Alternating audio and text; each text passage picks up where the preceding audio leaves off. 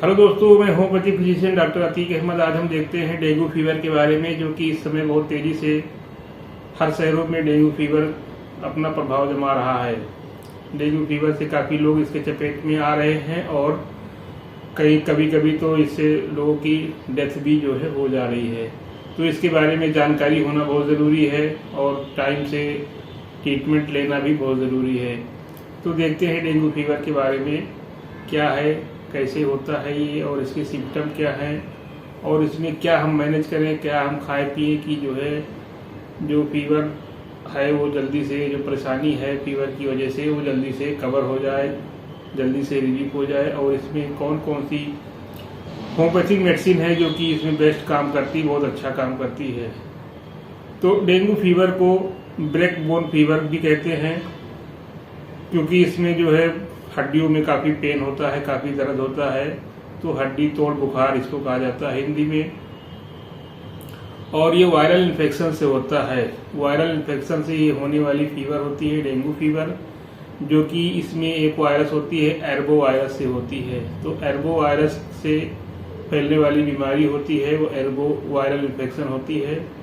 और ये arthropod बॉर्नी viral disease होती है, यानी आर्थ्रोपोड इसका वेक्टर होता है, यानी आर्थ्रोपोड इसको, जैसे मॉस्किटो है और मॉस्किटो में एडीज मॉस्किटो इस बीमारी को फैलाती है। तो इस तरीके से इसको आर्थ्रोपोड बॉर्नी वायरल डिजीज भी कहते हैं। और वायरस यानी एर्बो वायरस से होता है, तो आर्थ्रोपोड बॉर्नी वायरल डिजीज होता है। और ये बीमारी डेंगू फीवर सारे एज ग्रुप में होती है और मेल और फीमेल इक्वली दोनों केस में पाई जाती है। तो अब हम देखते हैं कि डेंगू फीवर में क्या सिम्टम होते हैं। डेंगू फीवर में तो फीवर होता है, फीवर तेज हो जाता है और इंटेंस हेडेक होता है, काफ़ी तेज सिर दर्द होता है। और इसमें जो है मेन होता है मस्कुलर पेन होता है और ज्वाइंट पेन होता है। जोड़ों में दर्द होने लगती है, मांसपेशियों में दर्द होने लगती है और बहुत ज़्यादा वीकनेस होती है। वीकनेस बहुत ज़्यादा होती है। तो फीवर और वीकनेस और ज्वाइंट पेन या मस्कुलर पेन, अगर ये 3 सिम्टम मिल रहे हैं तो ये डेंगू फीवर के चांसेस ज़्यादा रहते हैं। मस्कुलर पेन वीकनेस इसलिए होती है कि इसमें जो है प्लेटलेट काउंट वो है काफ़ी कम हो जाते हैं, यानी थ्रोम्बोसाइटोपिनिया हो जाती है। जांच कराने में पता चलता है कि थ्रोम्बोसाइटोपिनिया की प्रॉब्लम हो गई है, यानी प्लेटलेट काफ़ी डाउन हो जाते हैं। और प्लेटलेट का डाउन होना, इससे जो है ये बहुत ज़्यादा वीकनेस हो जाती है। पेशेंट बिल्कुल से चलने फिरने पे मजबूर हो जाता है, यहाँ तक कि जो है बेड से वॉशरूम तक जाना भी बहुत मुश्किल हो जाता है। इतनी ज़्यादा वीकनेस होती है कि उसका उठ पाना ही मुश्किल हो जाता है। बेड से वॉशरूम तक जाना भी बहुत मुश्किल से हो पाता है। तो इस तरीके से अगर इसमें फीवर, इस समय के फीवर में अगर मस्कुलर पेन है या वीकनेस है और ज्वाइंट पेन है, फीवर है, ये 3 प्रॉब्लम अगर बनी हुई है तो इस डेंगू फीवर के काफ़ी चांसेस होते हैं। और फिर हमको जो है बिल्कुल से अलर्ट हो जाने की ज़रूरत है, ट्रीटमेंट लेने की ज़रूरत है, लापरवाही करने की ज़रूरत नहीं है। क्योंकि लापरवाही करने से फिर डेंगू काफ़ी जो है प्लेटलेट काउंट काफ़ी कम हो जाते हैं। प्लेटलेट काफ़ी काउंट कम हो जाने से फिर आगे चल के हीमोरेजिक प्रॉब्लम हो सकती है, ब्लीडिंग हो सकती है और उससे फिर काफ़ी खतरा होने का चांसेस रहता है। तो ये सिम्टम अगर मिल रहा है तो ये डेंगू फीवर के सिम्टम है। फिर इसमें जो है लापरवाही करने की ज़रूरत नहीं है, ट्रीटमेंट लेने की ज़रूरत है।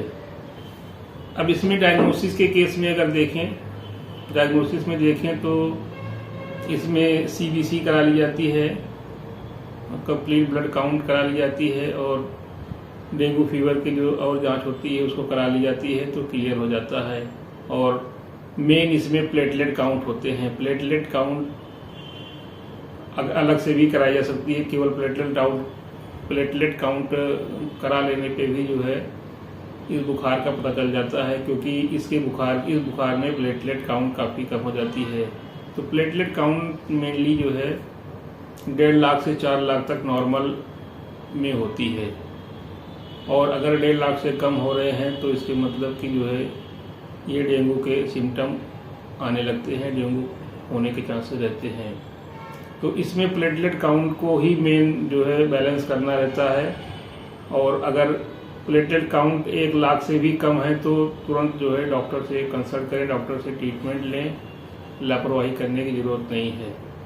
क्योंकि कभी कभी क्या होता है कि इस फीवर में लापरवाही हो गई, पेशेंट जो है वीकनेस को बियर करता रहा, पेन को बियर करता रहा और ट्रीटमेंट सही न मिलने पे प्लेटलेट काउंट काफ़ी कम हो जाते हैं और प्लेटलेट काउंट काफ़ी कम होने पे फिर जो है एडमिट होने की ज़रूरत पड़ जाती है। अगर प्लेटलेट काउंट 50,000 से भी कम हो गए तो फिर उस कंडीशन में एडमिट करने की ज़रूरत पड़ती है, हॉस्पिटलाइज करने की ज़रूरत पड़ती है।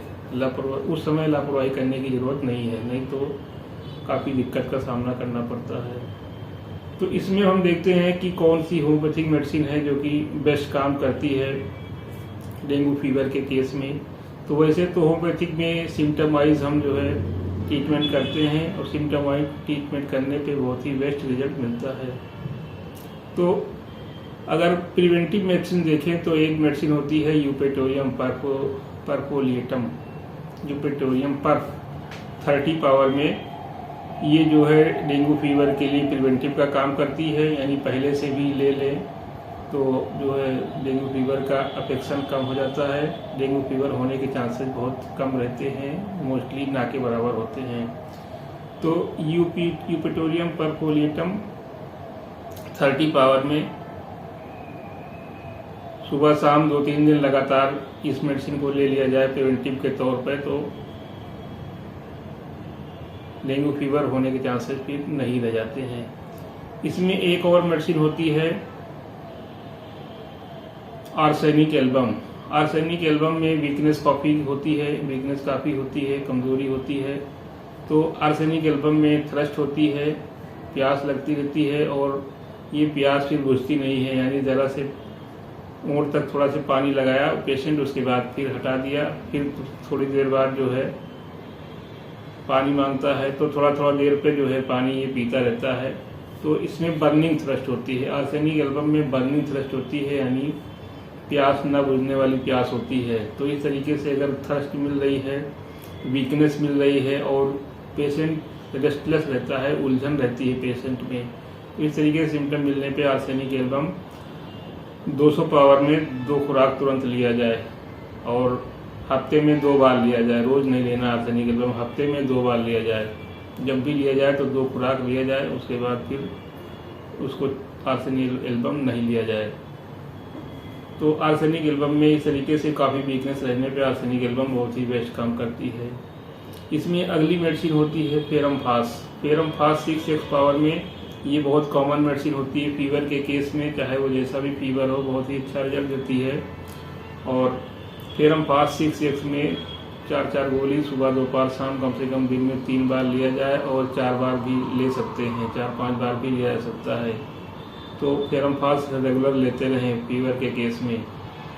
और इसमें एक और मेडिसिन होती है जेल्सीमियम मेडिसिन में क्या होता है कि अगर इसमें बहुत ज़्यादा सुस्ती है, बहुत ज़्यादा वीकनेस है, पेशेंट उठ नहीं पा रहा है, अगर उठ भी रहा तो किसी चीज़ का सपोर्ट लेके उठ रहा है, किसी चीज़ का सपोर्ट लेके वॉशरूम तक जा रहा है, तो ऐसे केसेस में फिर जेल्सीमियम 30 पावर में ये मेडिसिन सुबह दोपहर शाम दिन में जो है 3 बार 3 गोली या 4 गोली थोड़ा से लिया जाए और तो धीरे धीरे करके जो प्रॉब्लम रहती है वो सही हो जाती है और जो प्लेटलेट काउंट कम होते हैं वो धीरे धीरे करके बैलेंस हो जाती है। इसमें एक होम्योपैथिक मेडिसिन होती है बेलाडोना 30 पावर में। अगर बहुत ज़्यादा सिर दर्द हो रहा है, साथ में इंटेंस हेडेक हो रहा है, काफ़ी सिर दर्द हो रहा है, चेहरा तमतमाया हुआ है, चेहरे पे रेडनेस झलक रही है, सिर दर्द बहुत ज़्यादा हो रहा है, जैसे लगता है कि सिर फट जाएगा, टपकन की दर्द हो रही है, थ्रोबिंग पेन हो रही है, तो इस तरीके के हेडेक में जो है बेलाडोना मेडिसिन बहुत ही बेस्ट काम करती है। बेलाडोना मेडिसिन ये जो है 30 पावर या 200 पावर में सुबह दोपहर शाम दिन में 3 बार कम से कम जो है 4 दिन थोड़ा पानी डाल के या 4 गोली लिया जाए तो जो ये प्रॉब्लम होती है धीरे धीरे करके सही हो जाती है। तो इस तरीके से हम देखें कि डेंगू फीवर हो जाने पे सिम्टम वाइज मेडिसिन लेते हैं और ये आर्सेनिक एल्बम और जेल्सीमियम और ये फेरमफास ये 3 मेडिसिन तो डेंगू फीवर में बहुत ही बेस्ट काम करती है, बहुत अच्छा काम करती है। और इसमें साथ में एक यूपेटोरियम पर 30 पावर में ये भी जो है 3 बार लिया जाए तो जो कॉफ़ी बॉडी एक रहता है या बॉडी में पेन रहता है, बोन में पेन रहता है, जॉइंट में पेन रहता है, उस सब में बहुत ही बेस्ट रिजल्ट देती है। अब अगर मैनेजमेंट में देखें तो डेंगू फीवर का मैनेज कैसे करते हैं, इसमें क्या खाएं पिएं कि जो है प्रॉब्लम जल्दी सही हो जाए। तो इसमें जो है मैनेजमेंट में कीवी फल लें, नारियल पानी, कीवी फल लें और जो है गोट मिल्क लिया जाए, बकरी का दूध, कीवी फल फ्रूट लिया जाए और नारियल पानी ये रेगुलर लिया जाए। क्योंकि जो है वीकनेस इतनी ज़्यादा होती है कि नारियल पानी से, कीवी फल से ये से बैलेंस हो जाती है। और गोट मिल्क जो होती है, बकरी का दूध जो होता है, उससे जो है प्लेटलेट बढ़ाने में काफ़ी हेल्पफुल होता है। और फ्रूट जो होता है कीवी, इससे भी प्लेटलेट बढ़ाने में काफ़ी हेल्पफुल होता है।